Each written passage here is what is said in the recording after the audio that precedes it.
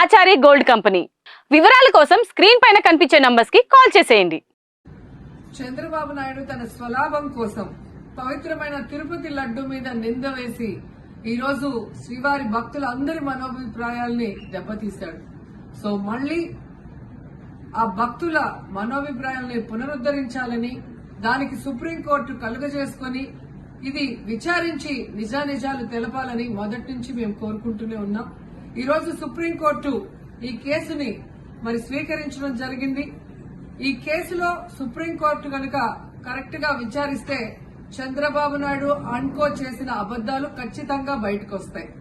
ఎందుకంటే మీరే చూశారు, చంద్రబాబు నాయుడు లాంటి వాళ్ళు ఒక సీఎం స్థాయిలో ఉండి తప్పు జరిగిందా లేదా అని విచారణ చేయకుండా, ఎటువంటి సాక్ష్యాధారాలు లేకుండా కేవలం జగన్మోహన్ రెడ్డి గారిని టార్గెట్ చేయాలి, ఆయన మీద నింద వేయాలి, ఆయన్ని హిందువులకి దూరం చేయాలన్న ఒక దురుద్దేశంతోనే ఈ యొక్క కామెంట్ చేశాడు అనేది స్పష్టం కాబోతుంది.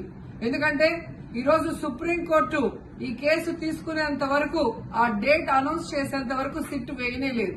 అంటే ఉన్నత స్థాయి విచారణ ఎక్కొట్టాలి, ఉన్నత స్థాయి విచారణ జరిగితే తాను చెప్పిన అబద్దం బయటపడుతుందన్న భయంతో సిట్ ని హడావిడిగా ఏర్పాటు చేయడం మనందరం కూడా గమనించాలి. మొదటి నుంచి మాకు సిట్ మీద ఎందుకు నమ్మకం లేదు అంటే, తన పరిధిలో ఉన్న సిట్ ని చంద్రబాబు నాయుడు వేస్తే ఆల్రెడీ తను ఒక జడ్జిమెంట్ ఇచ్చేశాడు కాబట్టి దానికి లోబడే అధికారులు అబద్దాలు మాట్లాడతారు, నిజాలు చెప్పరు. ఎందుకంటే ఈరోజు సిట్ లో వేసిన అధికారి అడిషనల్ డీజీ, ఆయన కన్నా పెద్ద ర్యాంక్ లో ఉన్న టీటీడీ ఈఓ, ఐఏఎస్ ఆఫీసరు మొదట మాట్లాడిన స్టేట్మెంట్ కి చంద్రబాబు నాయుడు గారు అబద్దం చెప్పిన స్టేట్మెంట్ తర్వాత మాట్లాడిన దానికి తేడా చూస్తేనే ఈ సిట్ అనేది సిట్ అండ్ స్టాండ్ కి తప్ప దేనికి పనికిరాదనేది అర్థమైంది.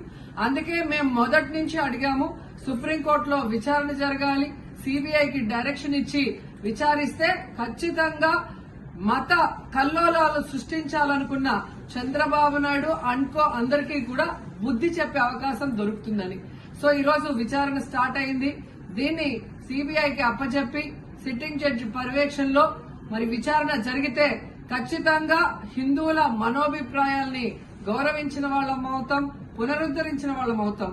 లేకపోతే చంద్రబాబు నాయుడు వేసిన ఈ నింద పవిత్రమైన లడ్డూని తినాలా వద్దా, దీంట్లో కలిసిందా లేదా అన్న అనుమానంతోనే భక్తులందరూ కూడా ఈరోజు లడ్డూ తినకుండా వెళ్లిపోతుంటే ఒక తిరుపతి అమ్మాయిగా చాలా బాధేస్తుంది.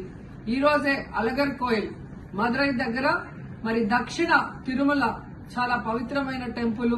ఇక్కడ భగవంతుడిని కోరుకున్నాను, ఖచ్చితంగా సుప్రీంకోర్టు ఇన్వాల్వ్ అయి ఈ కేసుని విచారించాలి. తప్పు చేసిన వాళ్ళని, అలాగే అంటే తప్పుడు స్టేట్మెంట్ ఇచ్చిన వాళ్ళందరూ ఎంత పెద్ద పొజిషన్ లో ఉన్నా కూడా వాళ్ళని శిక్షించాలి అని భగవంతుడిని కోరుకున్నాను, సుప్రీంకోర్టుని కోరుకుంటున్నాను. Please subscribe BCN channel. Please subscribe BCN channel. ఇందులో మీకు కావాల్సిన అన్ని రకాల హంగులు ఉంటాయి. Hi, this is MM Sri Lanka. Please subscribe to BCN channel.